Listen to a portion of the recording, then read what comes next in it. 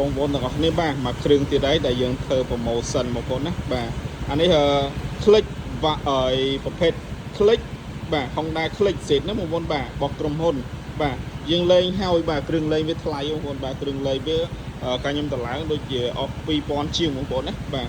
តែឥឡូវវាសល់នឹងយូរបាទយើងឡើងតម្លើងនេះយើងតម្លើងបានលោកគ្រឿងលេងផងបងប្អូនបាទហើយយើងតម្លើងប្រម៉ូទវាទៀតបាទអញ្ចឹងភាសាយើងសល់ស្តុកនេះយើងលក់ promotion ពិសេសមែនទែនបងប្អូនណាលក់តម្លៃធូរលក់តម្លៃខាតវិញបងប្អូនបាទយកបវលលុយបងប្អូនណាបាទហើយលេងកប់សេរីអស់ហើយបាទនេះ Honda Click 160បាទ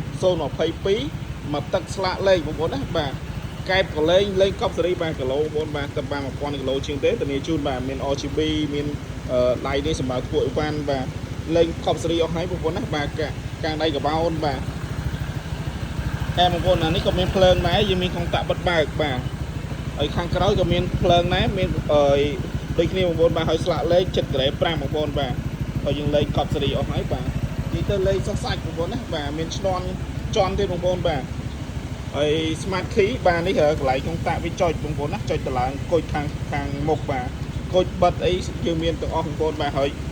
វាមានភ្លើងនេះបងប្អូននេះភ្លើងស្លាបឃើញបើកយប់ឡើងឃើញស្លាបបាំងចាំងបងប្អូនបាទមានកញ្ចក់នេះបាទ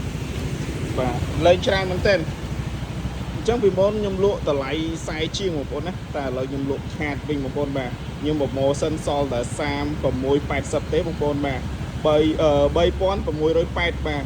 ហើយក្នុងហ្នឹងយើងមានថែមមួយសុវត្ថិភាពជូនបងប្អូនទៀតបាទហើយនឹងប្រេមសិនមួយឈុតបាទហើយនឹងស្រោមដៃបាទតម្លៃនេះអញ្ចឹងយើងប្រម៉ូសិនហើយយើងមានថែមទៀតចឹងបងប្អូនដែលស្រឡាញ់បងប្អូនអាចចេញមកមើលបានបាទធានាម៉ូតូខ្ចីជូនបាទលេងឲ្យខប់សេរីចឹងបងប្អូនដែលស្រឡាញ់ម៉ូតូលេងបងប្អូនអាចចេញមកមើលបានបាទអរគុណច្រើន